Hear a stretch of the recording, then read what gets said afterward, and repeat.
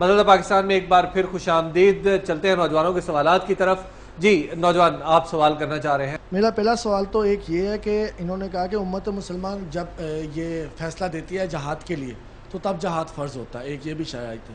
تو ہم نے تو آج تک نہیں دیکھا کہ کسی امت مسلمان نے جہاد کے لیے کہا ہوتا. یہ فلسطین یا کشمیر میں جو ہو رہا ہے کیا یہ جہاد ہے؟ اور دوسرا سوال یہ ہے کہ اس چیز پہ بڑی روشنی جا رہی ہے کہ معصوم مسلمان مر رہے ہیں، یوں ہو رہا ہے.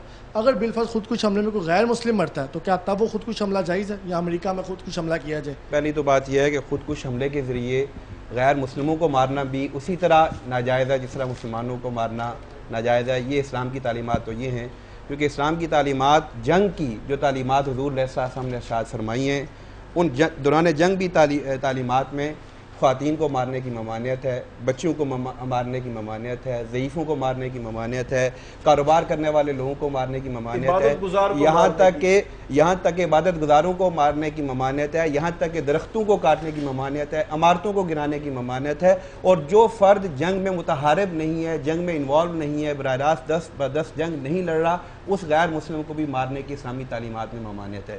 لہذا خودکش حملوں کے ذریعے مسلمان ہو یا غیر مسلم کسی کو بھی مارنا، سویلینز ہوں، اپنے گھروں میں ہوں، دفاتر میں ہوں، خواہ وہ 9/11 ہو، خواہ وہ امریکہ ہو، خواہ وہ پاکستان ہو، خواہ وہ اسلام آباد ہو، لاہور ہو، اسلام اس کی اجازت ہرگز نہیں دیتا. یہ موقف اسلام کا جو ہم سمجھتے ہیں اور جس اسلام کو ہم نے سمجھا ہے قرآن اور حدیث سے.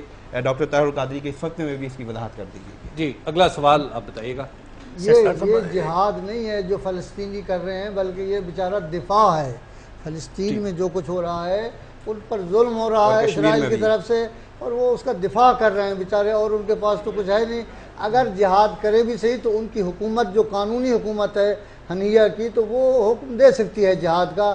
میں نے کہا تھا کہ جہاد کے لیے حکومت کی ضرورت ہے. اور آزادی کی جدوجہد تو یونائٹڈ نیشن کے رائٹ کے مطابق، چارٹر کے مطابق ہر قوم کا رائٹ ہے، خواہ فلسطین ہو، کشمیر ہو، وہ آزادی کی جدوجہد کر سکتے ہیں. جی چلتے ہیں اگلے سوال کی طرف. جی نوجوان. سر میرا جو کویسچن ہے وہ پروفیسر حماد صاحب سے ہے کہ سر آپ نے بات کی کہ جو ریئیکشن ہو رہا ہے وہ سوسائڈ اٹیک ان ریئیکشن ہو رہا ہے، اور دوسری آپ نے بات کی کہ یہ برین واشڈ لوگ ہیں. اگر یہ برین واشڈ ہیں، احمق ہیں، جو بھی ہیں، لیکن اگر یہ اس طرح حملے کر رہے ہیں جس طرح ہو رہے ہیں تو آپ ان کو کیا کہیں گے؟ سر جب ہم یہ فتویٰ دے رہے ہیں کہ یہ حرام ہے، اگر ہم یہ کہیں گے تو پھر ہمیں اس سے پہلے یہ فتویٰ دینا پڑے گا کہ جس کے خلاف کر رہے ہیں وہ کیا ہے، ہمیں اس کا فتویٰ دینا پڑے گا. میں نے تو صرف ایک سوال رکھا ہے. میری گزارش یہ ہے کہ جو لوگ بچوں پر، عورتوں پر اور پرائیویٹ ایریاز میں غیر متحارب لوگوں پر، ڈاکٹر رحیق عباسی صاحب نے ایک اصطلاح استعمال کی ہے، جو لڑائی والے نہیں ہیں، ان کے خلاف جو لوگ کسی بھی طرح کا ایکشن کرتے ہیں ان کو ہم غلط ہی کہیں گے، اس کو حرام ہی کہیں گے. اگلا سوال کیا ہے؟ بحیثیت مسلمان اس تمام صورتحال میں کیا کرنا چاہیے اور کن چیزوں کو فالو کرنا چاہیے؟ اس وقت امت مسلمہ میں بلا اختلاف علماء اس بات پر متفق ہے کہ اسلام رحمت کا نام ہے اور اسلام سلامتی کا دین ہے. ایمان کا مطلب ہے کہ ایسا شخص جو امن میں آ گیا. تو اس لیے ہمیں پوری دنیا میں اپنے ایٹیچیوڈ کو ایسا پیش کرنا ہے کہ ہم ریئیکشن کا شکار نہ ہوں اور ہم پازیٹیولی انسانیت کی رہنمائی کے لیے آگے بڑھتے چلے جائیں. آپ پیغمبر نے فرمایا المسلم من سلم المسلمون من لسانہ و یدہ. مسلمان وہ ہے کہ جس کی زبان اور جس کے ہاتھ سے دوسرے مسلمان محفوظ ہوں.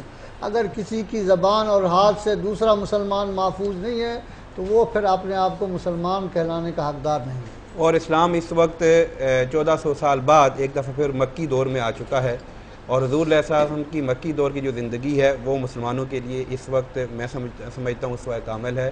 صبر، تحمل کے ساتھ دعوت کا کام کرنا چاہیے، امر بالمعروف و نہی عن منکر کا کام کرنا چاہیے، اور اسلام کا ایسا امیج پوری دنیا کے سامنے پیش کرنا چاہیے کہ لوگ اسلام کی طرف راغب ہوں، لوگ اسلام سے محبت کریں، نہ کہ اسلام سے متنفر ہوں اور نہ کہ اسلام سے دور بھاگیں. لکھوی صاحب. امت مسلمہ کو من حیث المجموع اپنے دشمن کی پہچان کرنی چاہیے اور اس کا تعین کرنا چاہیے. مسلمان، یہ جو محترم نقوی صاحب نے حدیث پڑھی کہ مسلمان وہ ہے ہی نہیں جس کے ہاتھ اور زبان سے دوسرے مسلمان محفوظ نہیں ہیں، یہ بالکل درست ہے، لیکن یہ اس کا اطلاق کسی ایک جگہ پہ نہیں ہونا چاہیے، دونوں جگہوں پہ ہونا چاہیے جو بھی متحارب ہیں. امت مسلمہ جب آپس میں لڑے گی، چاہے کوئی حکومت اور رعایا لڑ رہی ہے، چاہے مسلمان رعایا آپس میں لڑ رہی ہے، اس کا فائدہ دشمن کو ہوگا. دشمن تو یہی چاہ رہا ہے کہ آپس میں لڑے. لہٰذا ہمیں اپنے دشمن کا تعین کر کے اس کی پہچان کر کے آپس میں اتحاد کا مظاہرہ کرنا چاہیے, اور ایسا کوئی عمل نہیں کرنا چاہیے جس سے ہمارے آپس کے افتراق کا کوئی امکان پیدا ہو اور جس سے لوگوں کو پتہ چلے کہ ہمیں ان کو لڑا سکتے ہیں. دشمن تو ہمیں لڑانا چاہتا ہے, وہ تو سچویشن کریٹ کیا ہوا ہے ہمیں لڑانے والی, اور ہمیں چاہیے کہ ہم اس میں تحمل کا اور بردباری کا ثبوت دے کے سب کے اوپر جو ہے وہ ایک جیسا حکم لگائیں. جی بیٹا, آپ کا کیا سوال ہے؟ السلام علیکم.